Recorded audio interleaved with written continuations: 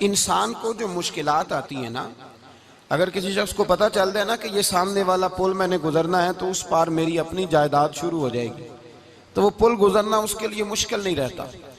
اگر کسی کو پتہ چل جائے کہ بس یہ 2 سڑکیں ہیں میں نے عبور کرنی ہے، پھر میرے لیے سفر آسان ہو جائے، تو وہ جھٹ پٹ گزر جاتا ہے، نہ دھوپ دیکھتا ہے، نہ تھکاوٹ دیکھتا ہے، نہ رش دیکھتا ہے، نہ گاڑیوں کی ریل پیل دیکھتا ہے، گزر جاتا ہے۔ اللہ کریم نے فرمایا بندہ مومن جان لے، اگر میں تجھے ایک مشکل دوں گا تو میں تجھے کتنی آسانیاں، چلے سارے بول دیں کتنی جی، کتنی اللہ تعالیٰ آسانیاں دے گا؟ 2 آسانیاں۔ ہم لوگ اچھا جب ہمارا ذہن بن جاتا ہے نا کمزوری کا، ہمارا جب مزاج بن جاتا ہے مایوسی کا، پھر معاملہ ذرا ہمارے لیے گمبھیر ہو جاتا ہے۔ اگر ہم یہ ذہن بنائے نا کہ مشکل میرے اللہ کی طرف سے آئی ہے تو وہ مجھے آسانی بھی ضرور عطا کرے گا، تو پھر اللہ ضرور ہی آسانیاں عطا فرماتا ہے۔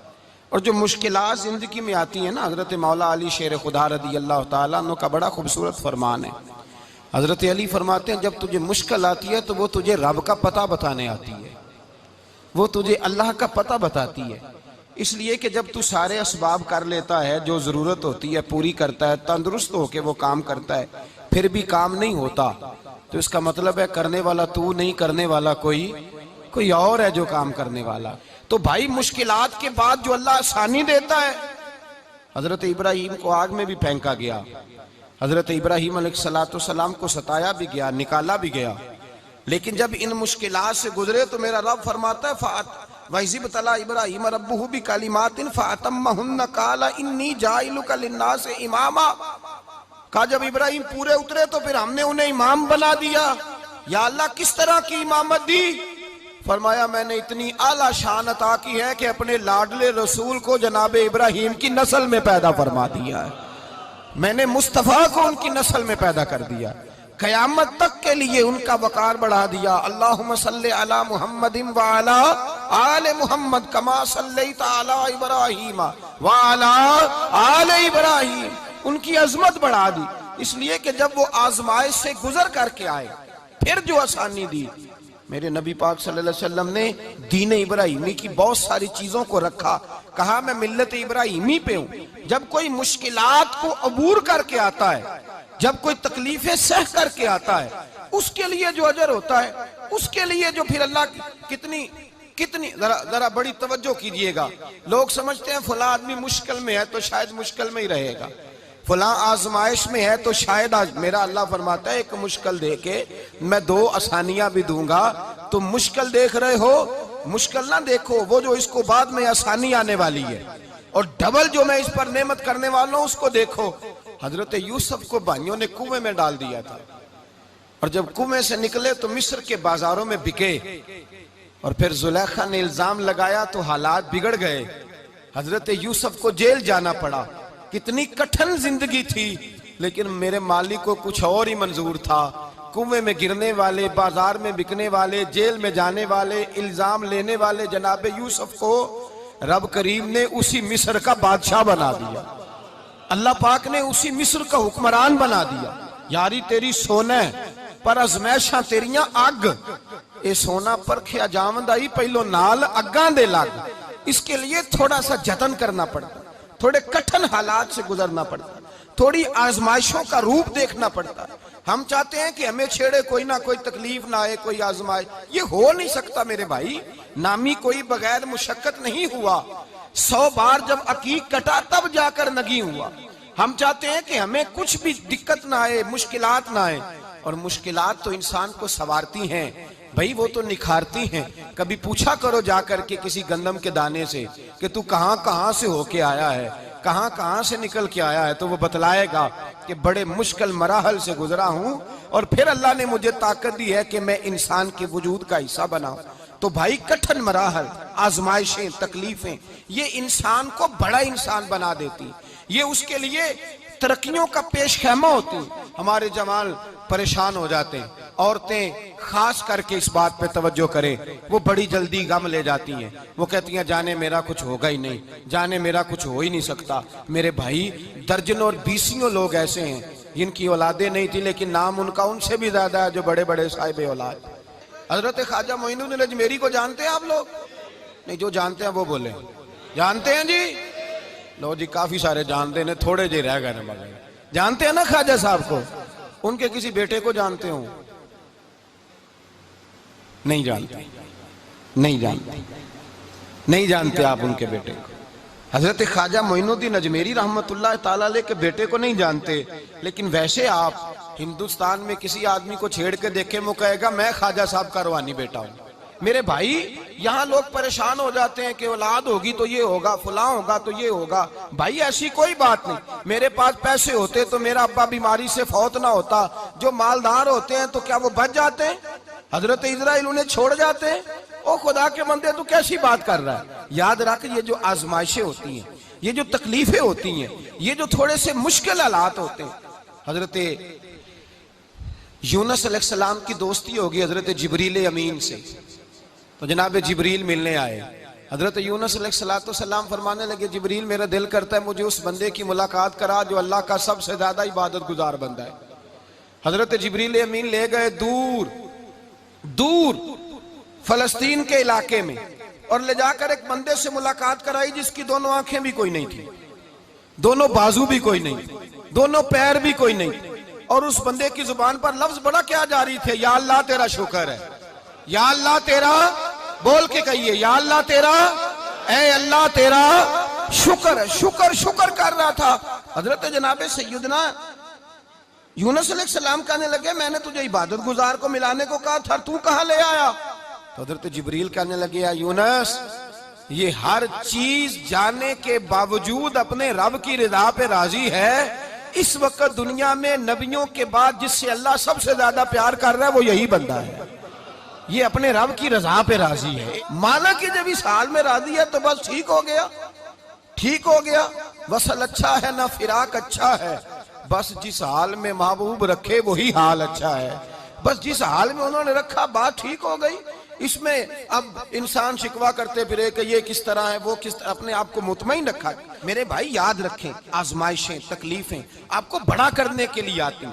ہم آزمائش کو برا جانتے ہیں، دکھ کو برا جانتے ہیں۔ دکھ تو بڑے پیارے ہوتے ہیں، یہ رونے کا سلیقہ سکھاتے ہیں، یہ اللہ کو منانے کا طریقہ سکھاتے ہیں، یہ مسجد میں جانے کا۔ وہ جو سکھی بندہ ہے نا سکھی، مجھے ایک صاحب کہنے لگے دو قسم کے لوگ مدینے سے آتے ہیں، مدینہ شریف پوچھنے لگے، کہنے لگے حضرت جی دو قسم کے بندے ہیں، کچھ واپس جاتے ہوئے تڑپ رہے ہیں، کچھ تصویریں کھینچ رہے ہیں رخصتی کے وقت، فرق کیا ہے؟ تو میں نے کہا وہ جو تصویریں کھینچ رہا ہے وہ امیر آدمی ہے، اسے پتا ہے کہ میں پھر ٹکٹ لے لوں گا مہینے کے بعد پھر آ جاؤں گا، اور یہ مدینہ چھوڑتے ہوئے تڑپ رہا ہے یہ کوئی غریب ہے، یہ کہہ رہا ہے پتہ نہیں دوبارہ موقع ملے کہ نہ ملے، یہ دکھی ہے۔ یہ آزمائش میں دکھی سکھی بندہ تو مکے جا کے نہیں روتا، وہاں بھی کھڑا ہے ڈٹ کے کھڑا، دکھی کوئی نہیں تو روئے کیسے؟ جب آپ کو اللہ مشکل دیتا ہے تو سمجھ لیں رب آسانی دینا چاہ رہا ہے، جب تیز دھوپ آتی ہے تو سمجھ لیں اللہ گرم ہوا گزار کے ٹھنڈی بارش برسانا چاہ رہا ہے، اور جب چاروں طرف سے گھٹن ہو، پنجابی میں کہتے ہیں گمہ لگ جائے، تو پھر سارے بول کے کہتے ہیں اب جو طوفان آئے گا وہ سخت ہی آئے گا۔ اس لیے کہ گھٹن جتنی زیادہ ہوتی ہے پھر فضل بھی اتنا۔ جن لوگوں نے تکلیفیں زیادہ سہی تھی رب نے عزتیں بھی زیادہ ہی عطا فرمائی، جن لوگوں نے تکلیفیں زیادہ سہی نا انہیں اللہ نے درجہ بھی۔ حضرت بلال حبشی نے بڑی تکلیف سہی، مارا کرتا تھا امیہ، بڑا مارتے تھے، اتنا مارتے تھے کہ موٹے، آپ نے کبھی دیکھے ہیں دیہاتوں میں موٹے موٹے پائے ہوتے تھے چار پائیوں کے، موٹے موٹے بان کی چار پائیاں اور بڑی چار پائیاں کافر بچھا کے بیٹھ جاتے، اور حضرت بلال حبشی کے پیر ان کے نیچے رکھ دیتے، ہاتھ ان کے نیچے رکھ دیتے، آگ لوہا گرم کر کے اس کے اوپر ننگے بدن لٹا دیتے۔ مکے نے بڑی آزمائشیں دیکھی، پھر اسی مکے نے مدینے نے عجیب رنگ دیکھا کہ میرے نبی معراج سے واپس آئے، اور حضور نے عظمت دی، فرمایا بلال یار تیرا بڑا مقام ہے، تو مدینے میں چل رہا تھا اور میں جنت میں تیرے قدموں کی آواز سن رہا تھا۔ عبداللہ مزنی حضور کے غلام تھے، قبیلہ مزن کے رہنے والے، والد فوت ہو گئے، چچا نے پالا تھا، اسلام قبول کر لیا۔ چچا اسلام کا بڑا دشمن ہے، حضور کا نام آئے تو جلال کرتا، حسد اور بغض میں جل جاتا، بڑی اسلام کے ساتھ دشمنی اور عناد رکھتا ہے۔ حضرت عبداللہ کہتے ہیں پہلے تو میں عشق رسالت کو دباتا رہا، پھر یہ چنگاری شعلہ بن گئی، پھر کہ یہ ہلکا سا جذبہ سمندر اور صحرا کا روپ دھار گیا، فرماتے ہیں ماں تھی اور میں تھا، میں گیا جا کے چچا سے کہا میں نہیں رہ سکتا، کہاں جائے گا؟ تو میں نے دھیمے لہجے میں کہا میں مدینے جاؤں گا، اب میں رسول اللہ کے مدینے جاؤں گا، اب میرا گزارا نہیں ہوتا، اب میں جاؤں گا۔ کہتے ہیں چچا کہنے لگا اچھا تو وہاں جائے گا؟ تجھے میں نے پالا، میں نے پوسا، وہ مکان میں نے تجھے بنا کے دیا، تیری جیب میں جو پیسے ہیں میرے دیے ہوئے ہیں۔ کہتے ہیں میں نے کہا چچا میں سارا کچھ سوچ کے آیا ہوں، مکان بھی تو رکھ لے، پیسے بھی رکھ لے۔ کہتے ہیں اس نے ہر چیز رکھوا لی۔ جب پلٹنے لگا تو چچا کہنے لگا جو کپڑے تو نے پہنے ہیں یہ بھی میں نے خرید کے دیے تھے۔ حضرت عبداللہ فرماتے ہیں میں نے وہ کپڑے بھی اتار کے دیے، برہنہ حالت میں ماں کے پاس گیا اور میں نے کہا اماں میں پہلے بھی تو ننگا پیدا ہوا تھا، تو نے ہی کپڑے پہنائے تھے، میرا پھر بدن ننگا ہو گیا ہے، کپڑے دے دے۔ کہتے ہیں 2 بیویوں والے کپڑے اماں نے دیے، ایک میں نے تامت باندھ لی، دوسرا اوڑھ لیا اور مدینے پہنچا۔ کہتے ہیں جب میں ٹھنڈی رات مدینے پہنچا تو کالے رنگ کے حبشی غلام حضرت بلال دودھ کا پیالہ لیے کھڑے تھے، ہاتھ میں کھجوریں تھی، کمبل تھا، کہنے لگے آجا آجا۔ مصطفیٰ نے فرمایا تھا قبیلہ مزن سے میرا غلام آ رہا ہے، میں ساری رات سے تیرا انتظار کر رہا ہوں۔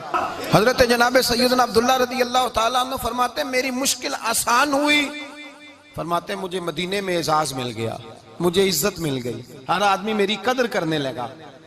گویا بزرگ کہتے ہیں کہ حضرت عبداللہ دعا کرنے لگے کہ اے اللہ تو نے مجھے بڑی شان دی ہے مصطفیٰ کی گود میں، اگر اسی رحمت کے چھاؤں میں پردہ کر جاؤں تو میری بات بن جائے گی۔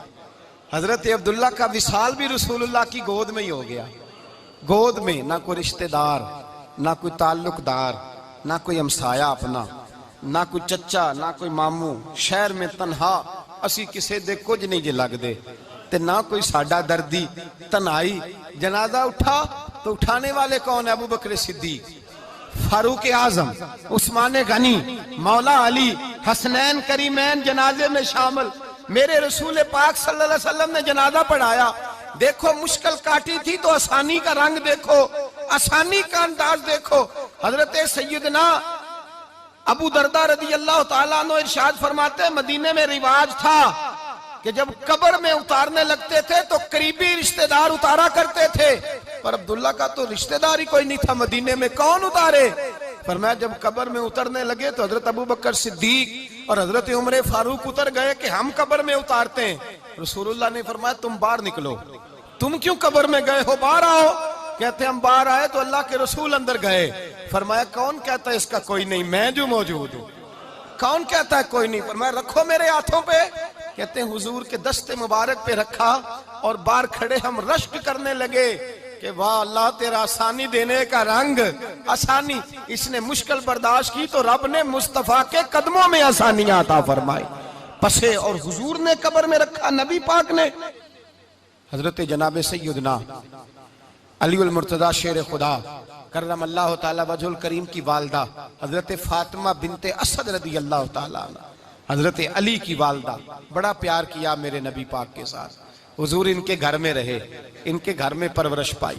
حضرت علی کہتے ہیں میری اماں پہلے رسول اللہ کا خیال رکھتی، غربتوں کے زمانے میں نبی پاک کا ساتھ دیا، مکہ مخالفت کرتا تو جناب فاطمہ حضور کا خیال رکھتی، فاطمہ بنت اسد، بڑا پیار کیا، بڑی محبت کی مولا علی کی والدہ نے، ہر دکھ ہر تکلیف کاٹی، لیکن رسول کائنات صلی اللہ تعالی علیہ وسلم کا ساتھ نہ چھوڑا۔ اور یہاں تک روایات میں ملتا ہے کہ جناب فاطمہ الزہرا جب بیعہ کے ان کے گھر گئی تو باہر سے سودا لا کے دیتی، حضرت فاطمہ سے بڑا پیار کرتی، بڑی محبت، مشکلات میں ساتھ دیا۔ جب وصال ہوا تو فرماتے ہیں کوہرام مچ گیا مدینے میں، لوگ منتیں کرتے تھے کہ حضور کا ایک بال مل جائے تو قبر میں بخشش کا سامان ہو جائے گا۔ رسول پاک نے فرمایا جب جناب علی کی والدہ کو غسل دے لو تو کفن پہنانے سے پہلے میرے پاس آنا۔